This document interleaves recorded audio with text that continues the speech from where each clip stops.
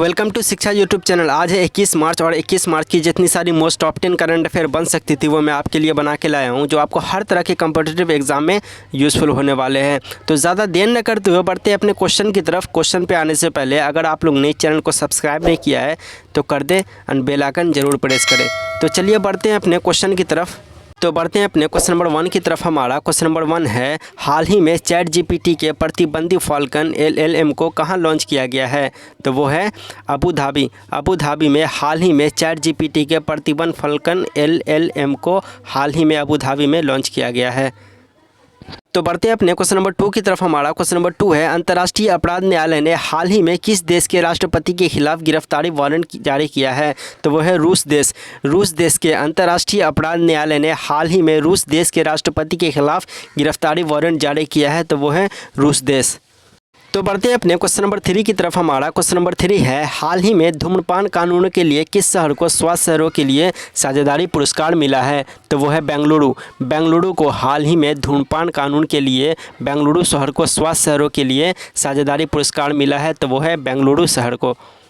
तो बढ़ते हैं अपने क्वेश्चन नंबर 4 की तरफ। हमारा क्वेश्चन नंबर 4 है, तजाकिस्तान में संयुक्त राष्ट्र के रेजिडेंट कोऑर्डिनेटर के रूप में हाल ही में किसे नियुक्त किया गया है? तो वो है KR पार्वती। KR पार्वती को तजाकिस्तान में संयुक्त राष्ट्र के रेजिडेंट कोऑर्डिनेटर के रूप में हाल ही में नियुक्त किया गया है। तो वो है KR पार्वती को। तो बढ़ते हैं अपने क्वेश्चन नंबर 5 की तरफ। हमारा क्वेश्चन नंबर 5 है, हाल ही में किसने सागर परिक्रमा चरण 4 का उद्घाटन किया है? तो वो है पुरुषोत्तम रूपाला।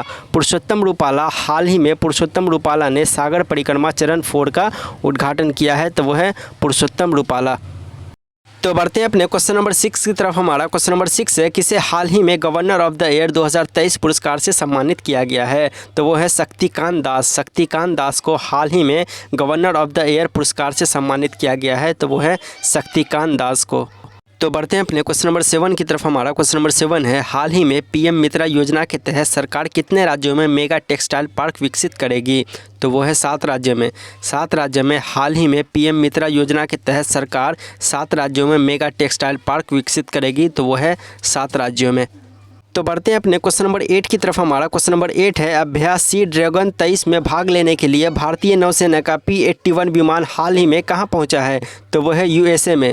USA में अभ्यास सी ड्रैगन 23 में भाग लेने के लिए भारतीय नौसेना का P-81 विमान हाल ही में USA में पहुँचा है।